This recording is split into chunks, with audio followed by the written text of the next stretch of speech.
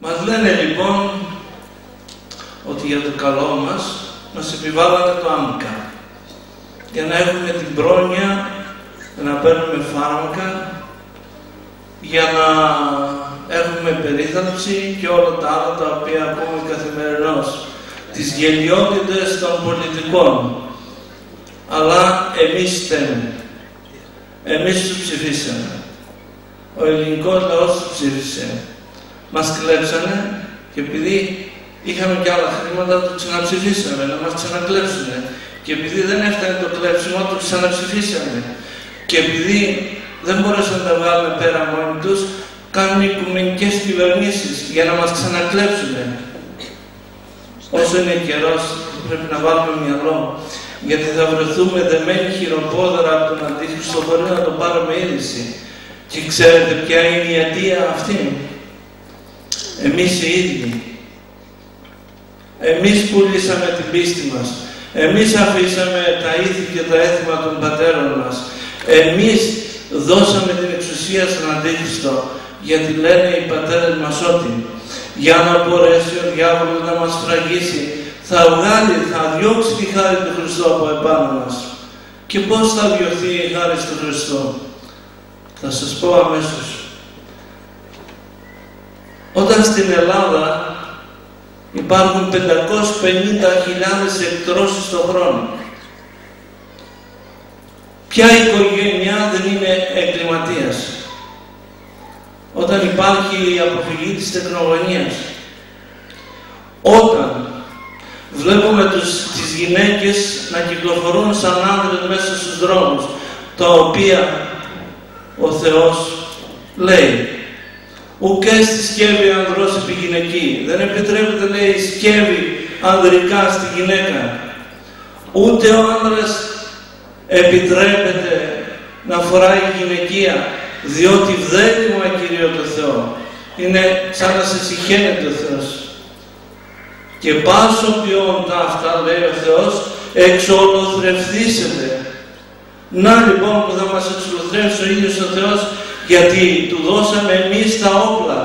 Όταν σκοτώνουμε τα παιδιά μας αβάπτιστα, όταν δεν έχουμε το θάρρος να ομολογήσουμε την αμαρτία μας και να πούμε ναι, αμάρτησα, αλλά δεν έχω δικαίωμα να αφαιρώ μια ζωή που έδωσε ο Θεός.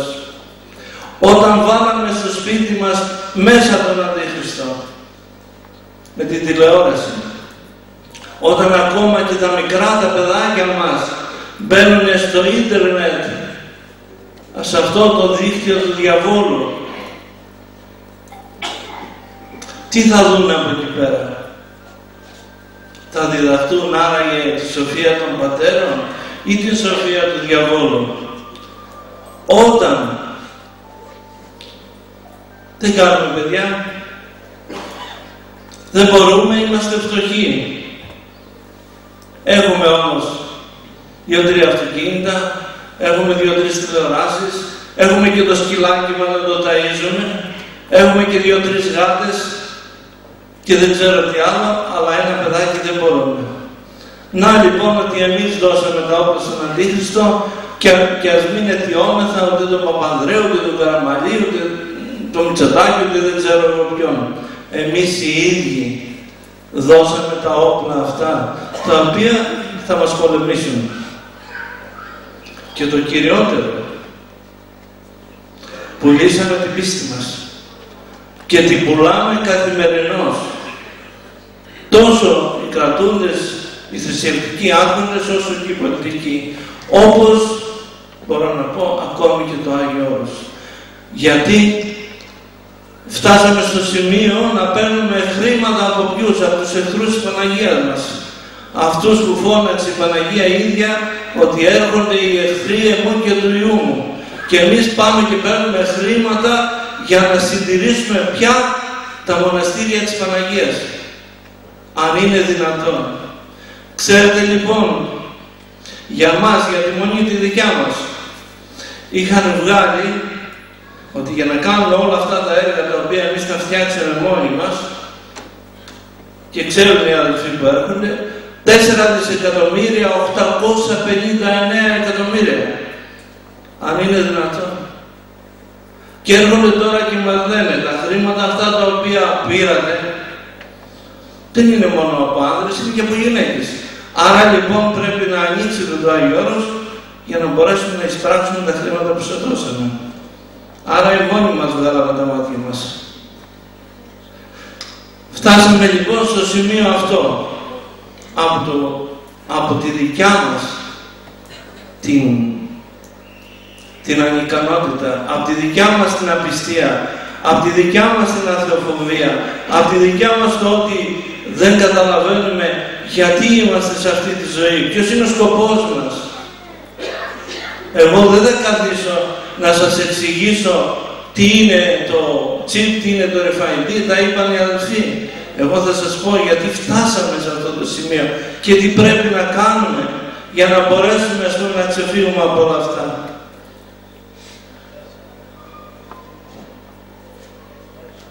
Είμαστε, λέει, λίγοι. Ναι, λίγοι. Μπορεί να μας πούνε όμως αυτοί που το λένε, πότε οι Ορθόδοξοι ήταν πολλοί. Όταν ήταν ο Άγιος Μάρκος ο Ευγενικός, όταν ο Δεσπότης Χριστός μόνος του τραβούσε το σταυρό προς το Γολγοθά και δεν τον βοηθούσε κανένας, όταν οι Άγιοι Απόστολοι διασπαρήκαν σε όλο τον κόσμο, όταν ο διωγμός από τους Εβραίους, όταν τα μαρτύρια των Αγίων, όταν η διωγμή των Αγίων Πατέρων, τόσα πότε ήταν λοιπόν το πλήθος? Όχι. Δεν με ενδιαφέρει το πλήθος, λέει ο Άγιος Αθανάσιος. Πλήθος για μένα σεβαστό είναι αυτό το οποίο φυλάς την πατρόν ευσέγα. Αλλιώς δεν με ενδιαφέρει το πλήθος. Και αν λέει τα τέκνα του Ισραήλ, δηλαδή του νέου Ισραήλ που είναι ο ελληνικός λαός και όλοι οι χριστιανοί, είναι ως την άμμον της θαλάσσης, όπως η άμμος στη θάλασσα, το κατάλημα σωθήσετε. Πολύ λίγοι. Γιατί λοιπόν μας το λέει αυτά? Για να μας προφυλάξει, για να μας πει ότι ο Θεός δεν έχει ανάγκη από πλήθη, δεν έχει ανάγκη από ρήτορες, δεν έχει ανάγκη από μορφωμένους, αλλά έχει ανάγκη από τι? Από έναν που πραγματικά να το λέει η ψυχή του. Όπως ήταν ο προφήτης Ηλίας, όπως ήταν ο Άγιος Μάρκος ο Ευγενικός, όπως ήταν ο Άγιος Κύριλλος, όπως ήταν ο Άγιος Αθανάσιος, όπως ήταν ο Άγιος Θεόδωρος και Θεοφάνης οι γραπτοί, που τους γράψανε τα πρόσωπα με σίδερο πυρωμένο. Και όλο αυτό το κάνανε γιατί? Για να μην αρνηθούν το όνομα Χριστιανός. Και εμείς, επειδή το ψήφισαν οι Εβραίοι, δεχτήκαμε να βγάλουμε το όνομα Χριστιανός και να πάρουμε την ταυτότητα των Εβραίων και να αρνηθούμε ότι είμαστε Έλληνες.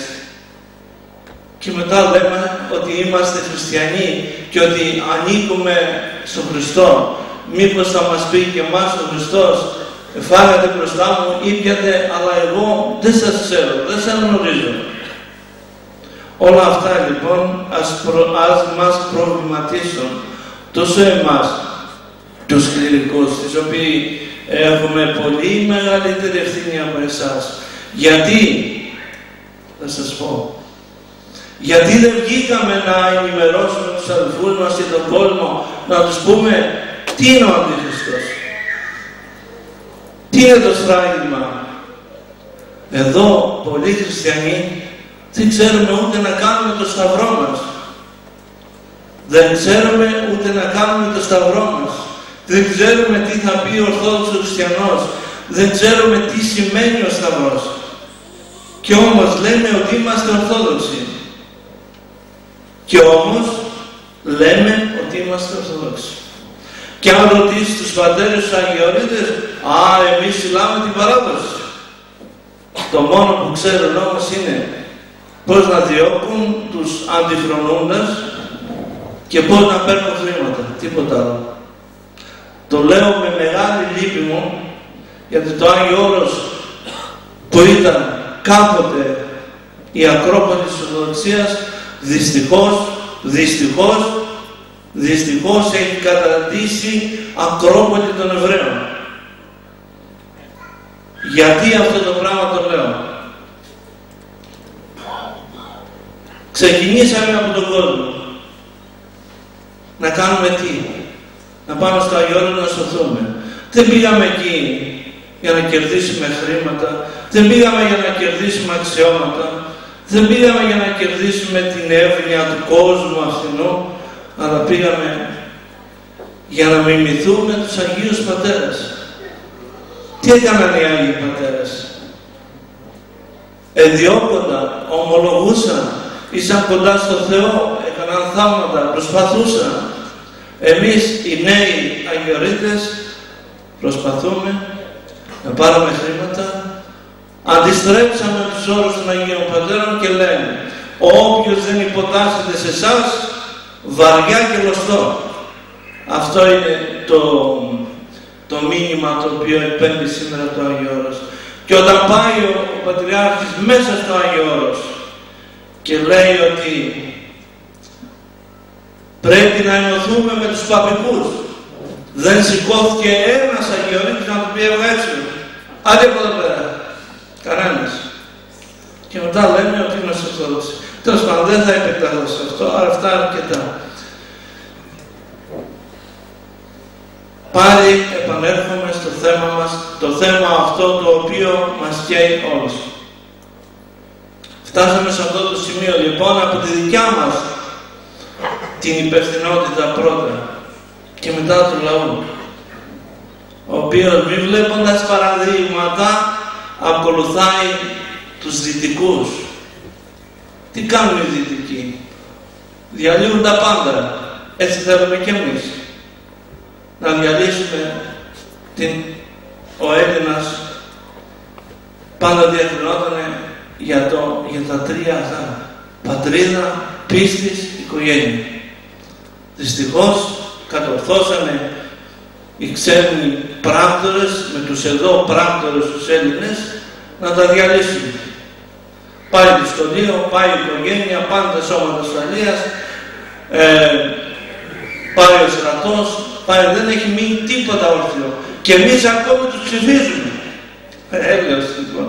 Τους ψηφίζουμε ακόμη και λέμε κοιτάξτε, σώστε μας. Από πού? Εδώ ο ίδιος ο αντίθετος όταν θα επικρατήσει, λένε οι πατέρες, θα κάνει τέτοια αμαυρία ο Θεός που δεν θα υπάρχει τρόπο. Για σου λέει, έλα εδώ να σε στραγγίσω και να φας. Όπως κάναμε τα μουλάρια.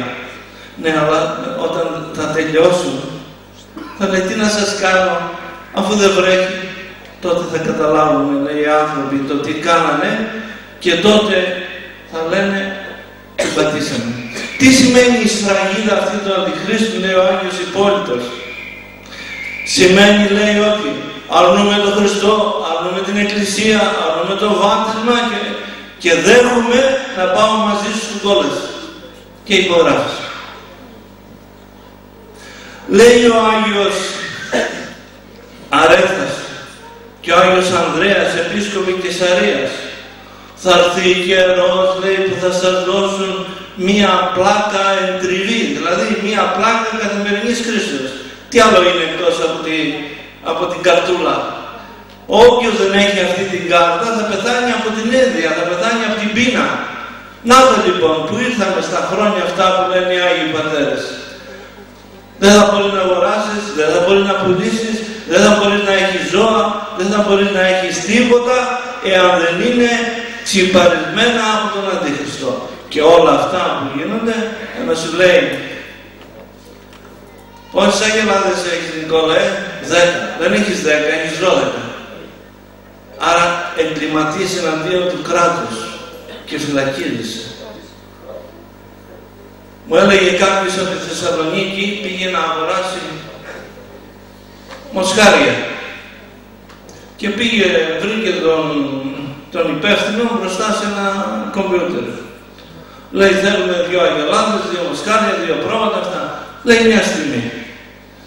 Πατάει το πληκτρολόγιο και τα ζώα ήρθανε μόνα τους απ' έξω και περιμένανε. Έτσι λοιπόν θέλουν να μας κάνουν ζώα, να μας κατευθύνουν όπου θέλουν αυτοί, να παίρνουν δηλαδή τους στρατιώτες που θα είναι, να τους πατάνε το κουμπί και θα τους λένε πήγαινε βομβάρδισε την Ακρόπολη, πήγαινε βομβάρδισε τις εκκλησίες, πήγαινε εδώ, και θα πηγαίνει, γιατί θα είναι άβουλον, θα το έχει πάρει πλέον. Γιατί όμως θα μας πάρει γιατί την παραχωρούμε μόνοι μας, διώχνουμε τη χάρη του Θεού. Και τι είναι αυτό που διώχνει τη χάρη του Θεού? Πρώτον, η προδοσία που κάνουμε στα θέματα της φύσεως. Δεύτερον, η ζωή μας, γιατί δεν είναι σύμφωνα με αυτά που αφήσαν οι πατέρες. Τρίτον, το ότι δεν προσέχουμε. Τέταρτον, ότι αλλάξαμε τα ήθη και τα έθιμα. Ότι οι γυναίκες γίνανε άνδρες και οι άνδρες γυναίκες. Και λέει ο Άγιος Νείλος, όταν θα δείτε, λέει, στον δρόμο και θα περπατάνε γυναίκες και άνδρες και δεν θα τους γνωρίζετε, τότε έχει έρθει η εποχή του Αντιχρίστου. Νάτι λοιπόν, πώς μας κάνανε. Πώς λοιπόν ανεχόμεθα εμείς που λεγόμαστε Έλληνες, και εσύ που λέγεις Ελληνίδα, και εσύ που λέγεις Έλληνας, Ελληνόπουλο, να βλέπουμε τη μητέρα μας, την αδερφή μας, τη συγγενή μας να γυρίζουν γυμνοί μέσα στο σπίτι και να μην κάνουμε κάτι να το διορθώσουμε. Να λοιπόν ότι είμαστε υπεύθυνοι. Και μην μου πείτε ότι αυτό δεν είναι τίποτα. Όταν ο Θεός απειλεί με εξολοθρεμό, είναι πάρα πολύ. Είδατε τι πάθανε οι Εβραίοι επειδή πήγανε στην ειδωλολατρία. Εξαφανίστησαν. Για 2.000 χρόνια τους έχει ο Θεός σκορπισμένους. Έτσι θα μας κάνει και εμάς, αν δεν προλάβουμε να μετανοήσουμε. Και δεν μας θέλει μετά, ούτε ο Πατρός, ούτε ένας του άλλος. Αν εμείς πώς είμαστε εδώ μέσα? Καθένας έχει ένα κύκλο γύρω του, 5-10 ατόμους, και μπορέσουμε να γίνουμε όπως μας θέλει ο Θεός, σαν τους πρώτους χριστιανούς, να βοηθάμε ο ένας τον άλλον, να μην κοιτάμε ο ένας να βγάλει το μάτι του άλλου, τότε θα δείτε πώς θα αλλάξει η κατάσταση. Τότε τον αντίχριστο θα τον φέρει ο Θεός πολύ αργότερα. Αλλά όμως όταν βαδίζουμε έτσι που βαδίζουμε, δυστυχώς θα δούμε πολλά στις ημέρες μας. Και δεν είναι μόνο αυτό. Επιχειρείται μεγάλη διαμελισμός της Ελλάδος και ήδη τον έχουν κάνει οι πολιτικοί. Έχουν πουλήσει τη Θράκη στους Τούρκους, έχουν πουλήσει το Αιγαίο, έχουν πουλήσει τα νησιά, έχουν πουλήσει και την Ελλάδα, τη θέλουν κάτω από τη Λάρισα, όπως τη θέλανε οι Βαβαροί. Και τα έχουν υπογράψει αυτά. Γι' αυτό κόπτονται να κάνουν κυβερνήσεις. Πας και αναλάβει κανένας Έλληνας και τους ξεσκεπάσει. Δυστυχώς. Εκείνο που απαιτείται, αδέρφια μου, από εμάς είναι αυτό το πράγμα. Επιστροφή, μετάνοια, επιστροφή στις ρίζες μας, για να μπορέσουμε να κρατηθούμε. Λέει όταν το 1821 ο Εμμανουήλ Παπάς εκήρυξε την Επανάσταση. Όλα τα μοναστήρια συμφώνησαν να τον βοηθήσουν. Αλλά όταν ήρθε η ώρα και ήρθε ο Τούρκος ο διοικητής και απείλησε, τότε γυρίσαν και τα 19 και μας γράψανε ένα απειλητικό γράμμα και τα 19 μοναστήρια και ο Χασική Αγάς ο Τούρκος, ότι πρέπει να παραδώσουμε τον αρχηγό, δηλαδή τον Εμμανουήλ Παπά και τον ηγούμενο της Μονής μας, αλλιώς θα κατέβουν κάτω και θα αφήσουν και θα απολέσουν.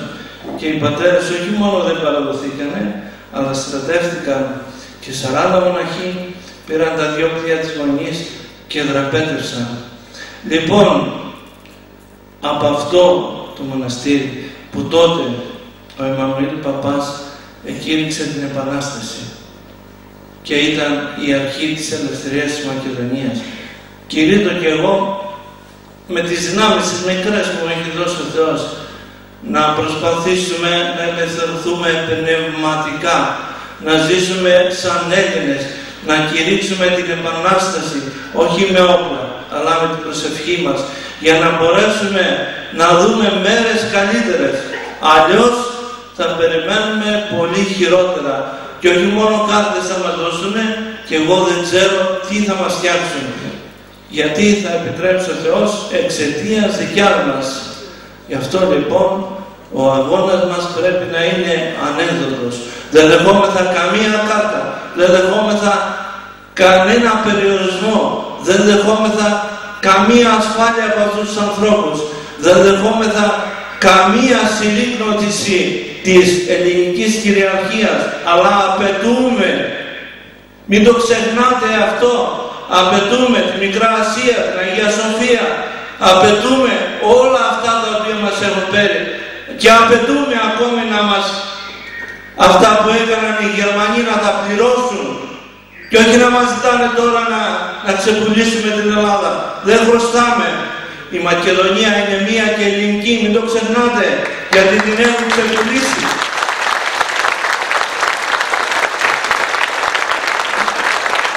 Μην το ξεχνάτε αυτό. Σε λίγο για να πηγαίνουμε στη Μακεδονία θα κόβουμε διαβατήριο. Για να πηγαίνουμε στο Άγιο Όρος θα κόβουμε διαβατήριο. Σε ποιους? Σε αυτούς που μας πρόδωσαν. Προσέξτε το. Η Μακεδονία είναι και θα είναι ελληνική. Η Αγία Σοφία είναι και θα είναι ελληνική. Και θα τα πάρουμε. Είτε τα βλέπουμε είτε δεν τα βλέπουμε. Έστω και ένα σέντρα να μείνει αλίμονό τους. Και όταν φτάσει η Εκκλησία να πάρει τον αγώνα στα χέρια της, τότε θα καταλάβουν αυτοί οι οποίοι πρόδωσαν το τι πάει να πει η δύναμη του Χριστού. Μην ξεχνάτε λοιπόν, αδέρφια μου, ότι είμαστε Έλληνες και Ορθόδοξοι, ότι μέσα μας κυλάει αίμα μαρτύρων και ηρώων. Και δεν έχουμε δικαίωμα να το ξεπουλήσουμε, να γίνουμε σκλάβοι των Εβραίων, να ξεπουλήσουμε την πατρίδα μας, να ξεπουλήσουμε την πίστη μας. Όχι, υπάρχουν άνθρωποι και ανάμεσά μας που μπορούν να αναλάβουν αυτόν τον αγώνα, αλλά θα πρέπει να βοηθήσουμε όλοι. Αυτό ήθελα να πω. Εύχομαι να μην σας κουράσω περισσότερο. Η Παναγία να μας βοηθήσει όλους να κάνουμε το συμφέρον, γιατί κινδυνεύουμε, πάρτε το απόφαση, και έστω ένας να ακούσει σήμερα, έστω μία γυναίκα να μην ξαναφορέσει παντελόνι, έστω ένας να πετάξει το διάβολο από το σπίτι του, θα είναι κέρδος για μας. Εύχομαι το καλύτερο. Η Παναγία μαζί μας.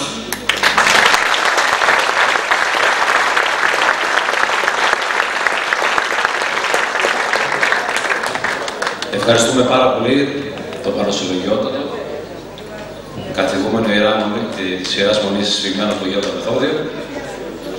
Κάποιες θερμές ευχαριστίες που θέλω να δώσω. Παρακαλώ πολύ, μην φύγετε. Υπάρχει με το πέρας εκδήλωση μια σημαντική δήλωση που έχει να μας κάνει ένας συμπολίτης.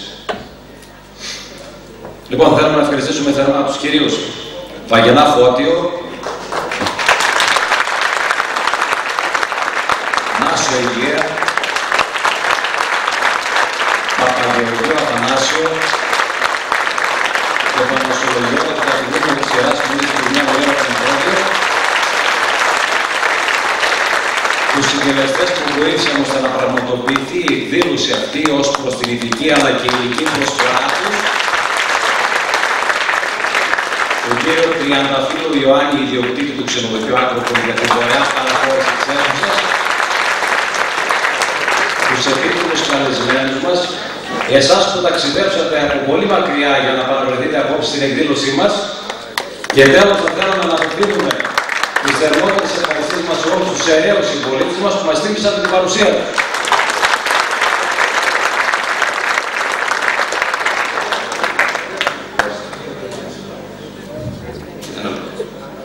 Ευχαριστούμε πάρα πολύ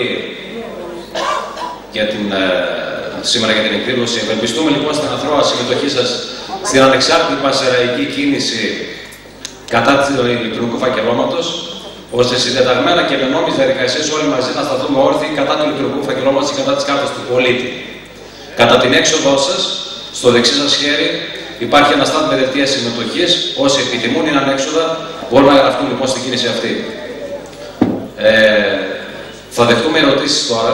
Να επιθυμίσω μόνο επίσης ότι βγαίνοντας εντελώς από την αίθουσα στο αριστερό σας χέρι υπάρχουν προϊόντα της Μονής, διάφορα αργόκαιρα εκεί, τα οποία με ένα συμβολικό ποσό μπορούμε να ενισχύσουμε τον αγώνα τον οποίο συνεχίζει να κάνει ο Πανοσυλλογιώτατος. Αν έχουμε κάποιες ερωτήσεις από το κοινό, μπορούν να απευθυνθούν τώρα. Αλλιώς έχουμε να καλέσουμε τον συμπολίτη μας εδώ. Παρακαλώ. Να της δώσουμε το μικρόφωνο της κυρίας.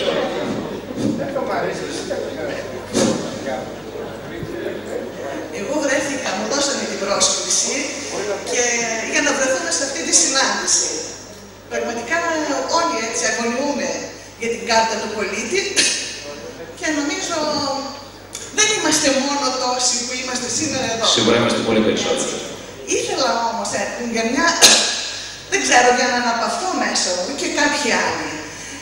Γιατί εμείς αγαπούμε το Άγιο Όρος και πιστεύουμε πολλοί Άγιοι άνθρωποι ότι υπάρχουν και σήμερα. Αν τώρα κάποιοι κάνουν κάποια λάθη ή δεν μπορούμε να ακυρώσουμε όλο το Άγιο Όρος και οφείλουμε νομίζω έτσι με αγαπητική διάθεση να είμαστε ενωμένοι. Και επίσης, ήθελα να πω, λέμε ότι είμαστε αδελφοί. Πώς μπορούμε να είμαστε αδελφοί όταν δεν κοινωνούμε στην ίδια εκκλησία από το ίδιο Άγιο Ποτήριο? Όταν το μυστήριο που κάνει κάποιος σε μια άλλη εκκλησία, καταλαβαίνετε, δεν είναι έγκυρο. Αυτά τα... Το θέμα δεν είναι αυτό. Το θέμα δεν είναι αυτό, αλλά όμως με συγχωρείτε πάρα πολύ. Λοιπόν, μας καλέσατε εδώ πέρα, ήμασταν και να έχουμε καλύτερες απόψεις και ίδιες. Κάρτα του πολίτη. Έχει σημασία όλο αυτό το πράγμα. Νομίζω ότι οφείλουμε για να είμαστε όλοι μαζί και θα πρέπει όλοι να σκύψουμε με αγάπη και να τα βρούμε για να είμαστε ενωμένοι και να μην μας χωρίζουν τέτοια πράγματα και να μην ερχόμαστε σε αντιθέσεις ο ένας απέναντι στον άλλο. Αυτό θα ευχαριστούμε όλοι. Αμήν. Μην φύγετε παρακαλώ. Έχουμε την τιμή και τη χαρά να έχουμε κοντά μας τον κύριο Κωνσταντίνο Μπούμπα, ο οποίος, που γνωρίζετε όλοι, είναι δημοσιογράφος όπως είχαμε τον τηλεοπτικό σταθμό και αν δεν κάνω λάθος είναι και γραμματέας της περιφέρειας. Έχει λοιπόν να μας αναγγείλει κάτι σημαντικό. Περάστε και λίγο παρακαλώ, λάτε στο αίμα.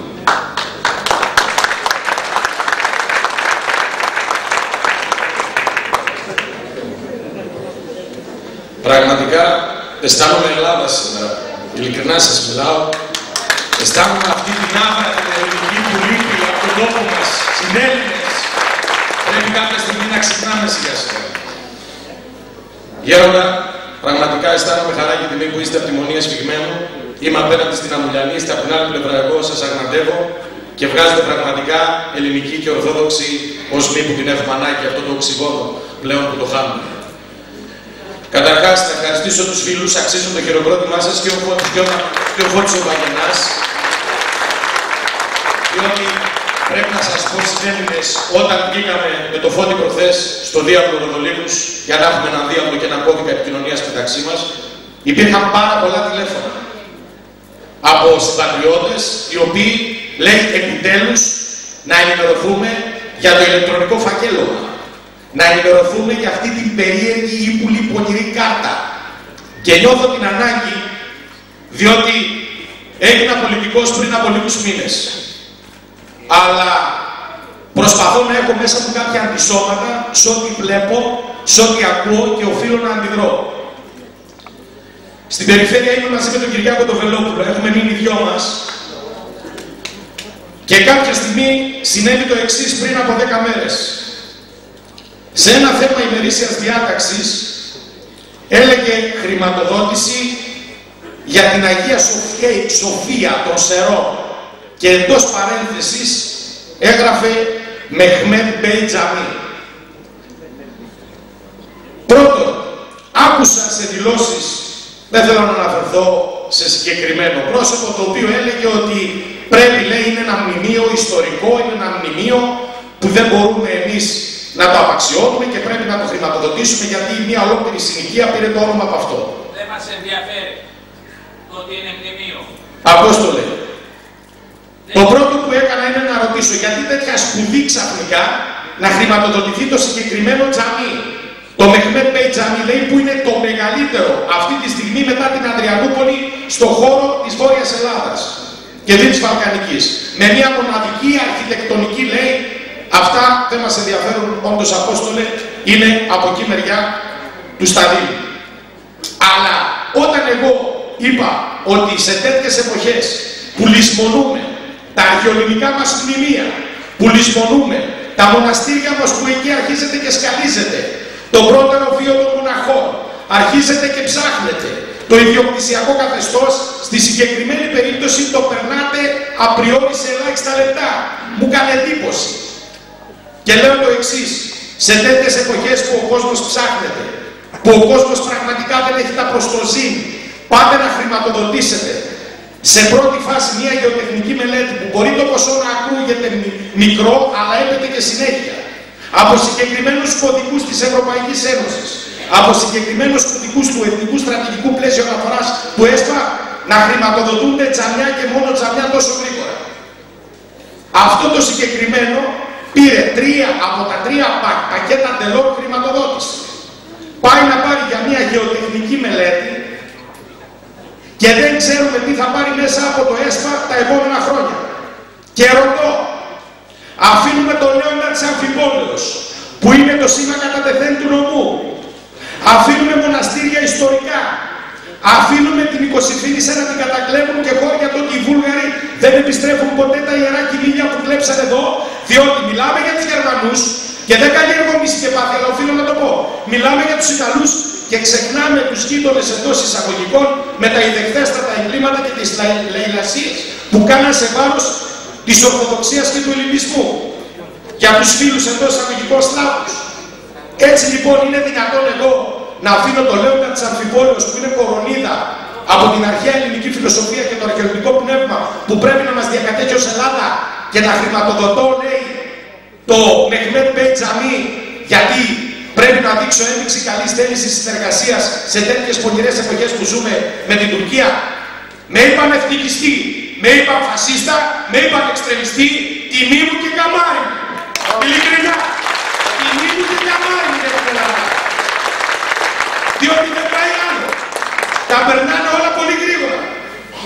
Τα περνάνε όλα για να μην τα πάρουμε είδηση.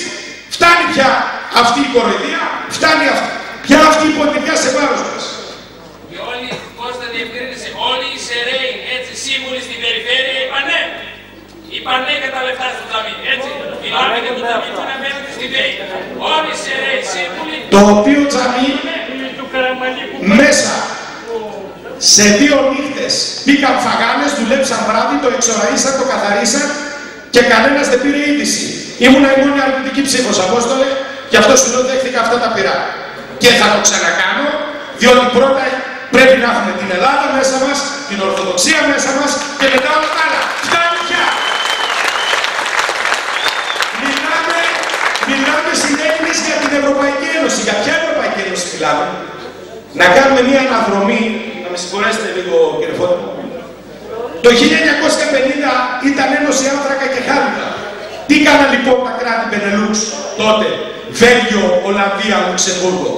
Πήραν τις πλουτοπαραγωγικές πηγές του άνθρακα και του χάλιβα στα χέρια τους, με όλη την αφρόκρεμα και την δύναμη του χρήματος, γιατί χωρίς αυτούς δεν κινούνταν τα εργοστάσια, δεν ανάβαν τα φουγάρα. Είχαν τον άνθρακα, είχαν τον λιγνίτη, είχαν το χάλιβα και οι βιομηχανίες εξαρτώνταν από αυτούς.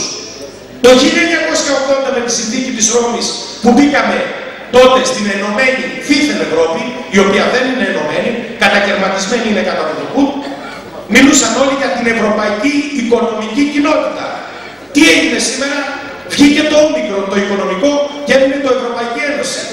Παραμένει μια οικονομική κοινότητα, μια ελίτ για μια συγκεκριμένη κάστα ανθρώπων, οι οποίοι διακινούν το πλαστικό χρήμα, προκειμένου να θησαυρίσουν με ένα αντιφάγο-λέμαρκο και αδίστακτο σύστημα το οποίο επικρατεί στα χέρια μας. Σήμερα γιατί δεν μιλάει ο Έλληνας? Γιατί τον βάλα σε ένα σύστημα τραπεζικού χαρακτήρα να χρωστάει σε πλαστικό χρήμα με τα δάνεια, η μέση ελληνική οικογένεια τα πάντα. Οπότε δεν μπορεί να σηκώσουμε το ανάστημά μας. Πριν από λίγους μήνες, κανείς δεν μίλησε για τη συνθήκη Κούπερ, που έχουμε παραδώσει τον ορυκτό μας πλούτο, έχουμε παραδώσει αυτούς τους θησαυρούς που έδωσε ο μεγαλοδύναμος σε μια Ελλάδα, ξεπουλάμε τα πάντα και η συνθήκη αυτομάτως ανανεώθηκε για τα επόμενα 25 χρόνια. Κανείς δεν μιλάει για αυτά. Το μόνο που μας μιλάνε, πώς θα μειώσουμε το έλλειμμα, πώς θα μειώσουμε το χρέος. Εγώ θέλω να σας ευχαριστήσω. Τώρα τα κόμματα δεν τα ψηφίζουμε εμείς, τα ψηφίζει ο ελληνικός λαός, τα προσέχει τι ψηφίζει, αλλά εγώ τι είπα προηγουμένως? Μακεδόνος ότι αντιδράσατε, ο ίδιος κύριος έχει ψηφίσει πάρα πολλά οθωμανικά μνημεία. Κύριε Κούπα, μία μικρή παρένθεση θα μου επιτρέψετε, επειδή ο σύλλογος μας είναι ο πρώτος σύλλογος στην Ελλάδα που αντιμετώπισε το μουσουλμανικό τέμεδος που θέλουν να κάνουν μπροστά στο νέο αεροδρόμιο και παίξαμε το κεφάλι μας κορώνα γράμματα. Δεν χρειάζονται ρητορικά σχήματα. Αύριο το πρωί, μία ομάδα σεραίων εκεί πέρα και πράξανε το καθήκον. Εγώ οφείλα να ενημερώσω. Όχι με λόγια. Τον κόσμο. Μια φορά ένα. Δεν ξέρω καλό είπατε. Λάθος καταλάβατε. Ένα θέμα είναι στην περιφέρεια για το συγκεκριμένο που το καταψήφισα. Εγώ, ναι. Για κάποιον άλλο που αναφέρατε, εκείνος έχει ψηφίσει πολλά οθωμανικά. Εκεί αυτό. Εγώ. Δεν μιλάμε για άλλους, δεν μιλάμε για αυτό. Λίγο την υπομονή του κόσμου. Απλά θέλω να σας ευχαριστήσω ειλικρινά και για ένα λεπτό το θέμα αυτό με το τζαμί. Είχα την ανάγκη να σας ενημερώσω. Σας ευχαριστώ πολύ.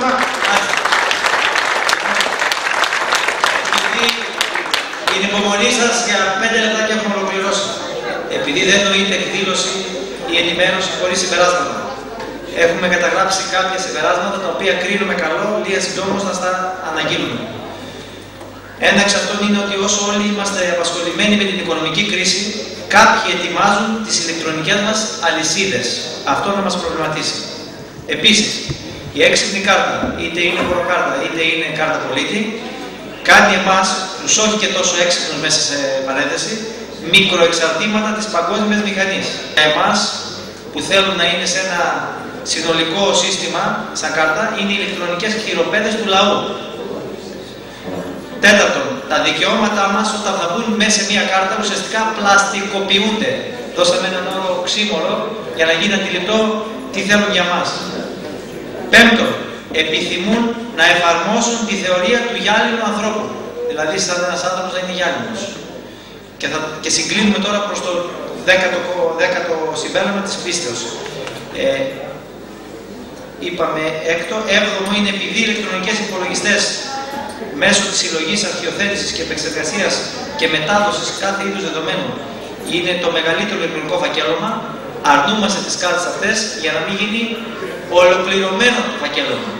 Υπάρχει πολυμερισμός, να μην γίνει ολοκληρωμένο.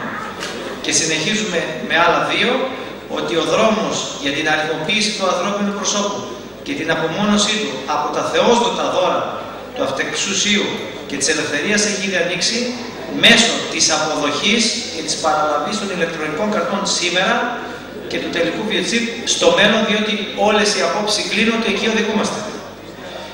Το τελευταίο είναι ότι επειδή ο κάθε πολίτης είναι το 10ο στο έλεος της οποιασδήποτε εξουσίας που θα μπορεί να κατασκευάσει μορφές παρανομίας, ειδικά όταν βασικές αρμοδιότητες εχωρούνται σε υπερεθνικά κέντρα όπως είναι η Ευρωπαϊκή Ένωση, θα μπορούν ανά πάσα στιγμή, να το πω λαϊκά, να μας τυλίξουν σε μια κόλλα χαρτί, ακόμα και αθώοι να είμαστε. Γι' αυτό ας μας προβληματίσουν όλα αυτά τους πάντες. Ένα τελευταίο που θέλω να πω ως προς τις κάρτες είναι, σας δείχνω μια κάρτα εδώ, επειδή ο Γέροντας Μεθόδιος πριν που μιλούσε, έχουμε πολλά θέματα καρτών. Είναι μια κάρτα την οποία τα παιδιά του Δημοτικού πηγαίνοντας στα αγγλικά θα έχουν αυτή την κάρτα, για να μπορούν οι γονείς να βλέπουν τι διάβασε, έγραψε σωστά, κατανόησε αυτά που έπρεπε το παιδί. Με μορφή όμως να φέρουν τα παιδιά σε μία συνήθεια, σε έναν εθισμό ότι εμείς μεγαλώσαμε με τις κάρτες. Και αύριο μεθαύριο μετά τις κάρτες να έρθει και το βιοτσίπ. Γι' αυτόν τον λόγο λοιπόν, ολοκληρώνοντας αυτά τα 10 συμπεράσματα, θέλω να θέσω μία ερώτηση στο σεβαστό μας καθηγούμενο, η οποία είναι εξής. Αν μη γέννητο κανείς να παραλάβει τις κάρτες σήμερα, αλλά πολύ περισσότερο το τελικό χάραγμα, το βιοτσίπ, επειδή μπορεί να αποτελέσει μία λεπτή, να το πω έτσι, λάθος μας απόφαση, που θα είναι μια στιγμής το λάθος. Το λάθος αυτό, Γέροντα, μπορούμε να πούμε ότι ζυγίζει μία αιωνιότητα, όταν θα πάμε βεβαίως και θα συνταχθούμε προς τη λάθος πλευρά. Οι πατέρες μας έχουν μιλήσει για αυτό το θέμα και είπαν ότι όποιος πάρει το στράγγισμα υπάγει απόλυτο. Δεν υπάρχει καμία άλλη ερμηνεία. Και ο Άγιος Υπόλοιπος που ασχολείται με αυτό το πράγμα λέει ότι όποιος πάρει το στράγγισμα αυτό δεν υπάρχει σωτηρία. Απλά και καθαρά και εξάστερα. Γιατί τα άλλα το να λέμε αυτό και εκείνο και το άλλο. Δεν μπορώ να πω περισσότερα. Δεν ξέρω περισσότερα. Ξέρω αυτά που λένε οι Άγιοι Πατέρες. Και για να είμαι πάντα ασφαλής, λέω αυτά που είπαν οι Άγιοι Πατέρες. Γιατί αν θα πω κάτι δικό μου, θα μου πει είναι δικό σου. Μια ερώτηση εδώ. Το μικρόφωνο λίγο... Μια ερώτηση. Μάλιστα. Επειδή υπάρχει μια υπογνωμία, πλανάται έτσι μια εντύπωση ότι τα 3W είναι το 666. Ποιος θα μπορέσει να μας δώσει μια υπεύθυνη απάντηση ότι αυτό είναι ή όχι? Ναι, είναι εύκολο. Όντως αντιστοιχεί το W στην εβραϊκή με τη λατινική και την ελληνική το στίγμα, το σίγμα-τα που λέγανε σίγμα τελικό στο 6, με την έννοια όμως. Έχουμε ένα πρόγραμμα εδώ, θα μπορούσαμε να σας το δείξουμε, το οποίο είναι λεξάριθμος. Βάζοντας κάποιες λέξεις, δίνει ένα αποτέλεσμα. Όχι ότι αν βάλουμε 3W θα μας δώσει το 666, αλλά είναι το έκτο γράμμα στην αλφαβήτα τους. Οπότε, είναι σαν να πατάμε 3 φορές το 6. Για αυτούς, συμβολικά, θέλουν να μας συνηθίσουν, να μας εθίσουν στο δυσώνυμο αριθμό και στο εβραϊκό το αλφάβητο, το οποίο το W αντιστοιχεί στο 6. Οπότε είναι, βέβαια, λέγεται World Wide Web, παγκόσμιας εμβέλειας δίκτυο, αλλά τούτο δεν σημαίνει ότι δεν είναι το έκτο γράμμα της αλφαβήτας. Δηλαδή είναι πονηρά κατεργαζόμενοι οι Εβραίοι. Όπως, ολοκληρώνοντας την απάντηση, σας λέω ότι στα εβραϊκά δεν υπάρχει ο σταυρός που βάζω εμείς στην πρόσθεση, υπάρχει το ανάποδο τάφ. Είναι για τον λόγο ότι μισούν ανάσημα τον σταυρό, ακόμα και στην πρόσθεση. Και το ίδιο αντιστοιχεί βεβαίως και στο παρκόντο, όπως ξέρετε. Δείξαμε ότι οι μακριές μπάρες, αρχής, μέση και τέλος, αντιστοιχούν στο 6. Μπορούμε να πούμε με σιγουριά ότι τα 3W είναι τα 600. Είναι το έκτο γράμμα της αλφαβήτας. Αυτοί το κάναν πονηρά σκεπτόμενοι. Ότι δηλαδή είναι σαν να πατάμε το 666. Είναι όμως τοποθεσία, τοπονημία. Οι υπολογιστές δεν καταλαβαίνουν W, καταλαβαίνουν νούμερα. Αλλά σας λέω